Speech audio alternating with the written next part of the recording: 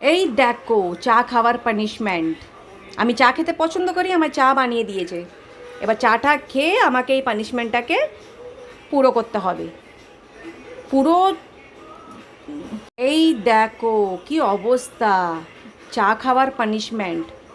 আমি চা খেতে পছন্দ করি, একটু বলেছি চা করে দিতে, ব্যাস এই কাণ্ডটা করে রেখেছে।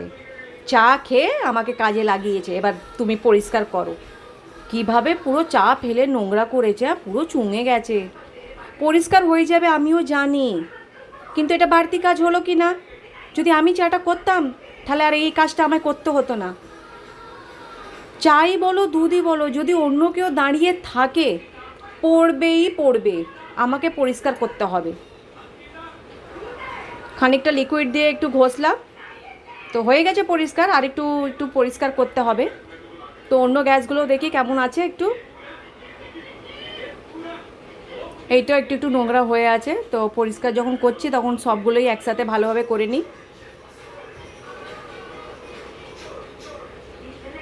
আচ্ছা, কাদের কাদের এরকম রাগ ধরে বলো তো? এরম তারা চুঙে গেলে গ্যাসটা কি মানে বলে না, রাগেতে মাথাটা জ্বলে যাচ্ছে, কিন্তু কিছু করার নেই, পরিষ্কার করে নিতে হবে। আর আমি নোংরা একদম দেখতে পারি না, সঙ্গে সঙ্গে আমি পরিষ্কার করে নিয়েছি। দ্বিতীয়বার থেকে আমার চায়ের দরকার নেই, আমি নিজে বানাবো নিজে খাবো, আমার বাড়তি কাজের দরকার নেই। মাথা যন্ত্রণা কমাবার জন্য চা খাওয়া, কিন্তু এর ডবল মাথা যন্ত্রণা হয়ে যাচ্ছে।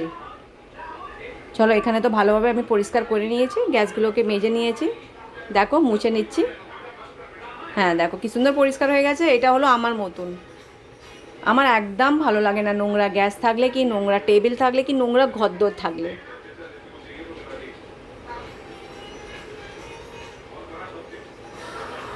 আর এই দেখো ফাইনাল আমার এখানে মোচামুচি হয়ে গেছে, কি সুন্দর চকচক করছে দেখো আমার গ্যাসটা। কেমন লাগলো বলো?